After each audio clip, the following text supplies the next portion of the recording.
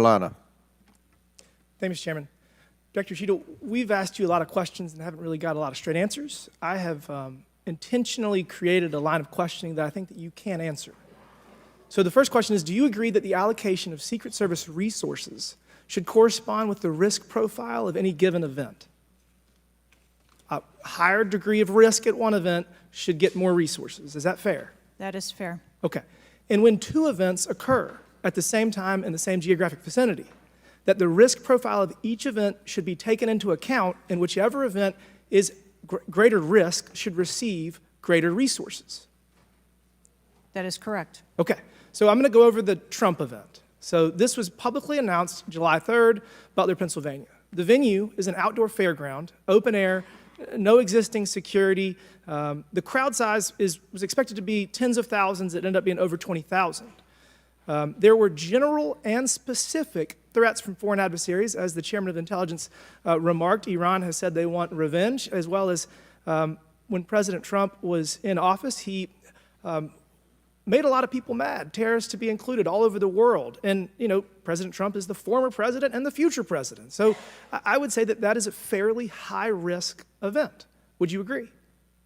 Yes.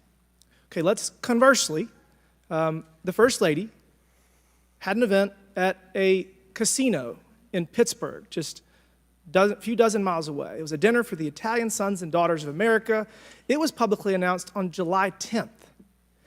What's interesting is that the casino is actually extremely secure. They already have magnetometers existing prior to this event even being announced. It was in a ballroom. And the size of the crowd, a mere 400. There were no specific threats. There may have been general threats. And the asset is the First Lady. Those seem like there's a huge disparity relative to risk. Would you agree? Yes.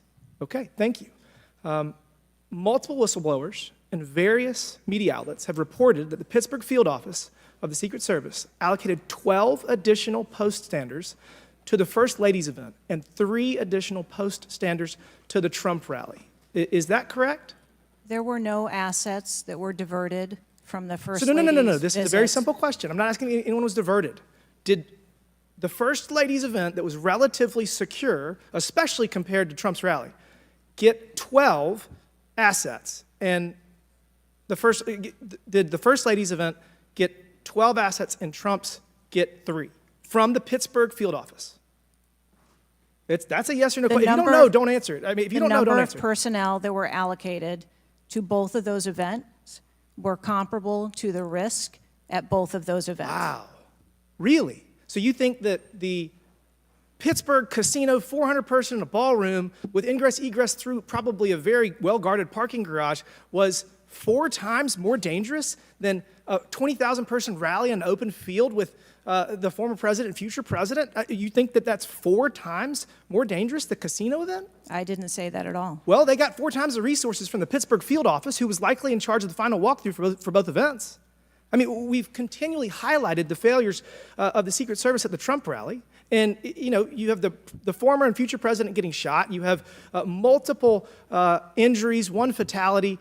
And I would have to think that if we had 9 more post standards, 9 more individuals that have the training and the integration into the Secret Service defense of Trump at that rally, that I have a feeling that Crooks would have had somebody come say hello to him before he fired a bunch of shots. Do you think that's possibly true? There were significantly more assets and resources available at the former president's event than there were at the First Lady's Who made the event. decision to deploy 12 post-standers to the casino where the First Lady was having a 400-person dinner and only 3 people from the Pittsburgh field office to the 20,000-person plus Trump rally? Who made that decision? There were additional Secret Service resources available at the former President Trump's event. Who made the decision to deploy 12 to the First Lady's event and 3 to the Trump event? The allocation of resources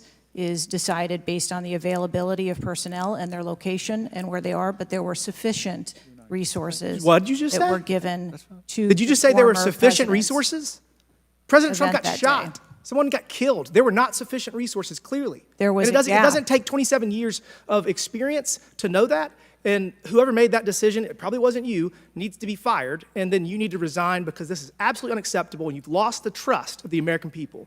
With that, Mr. Chairman, I yield back. Gentleman yields back. Chair now recognizes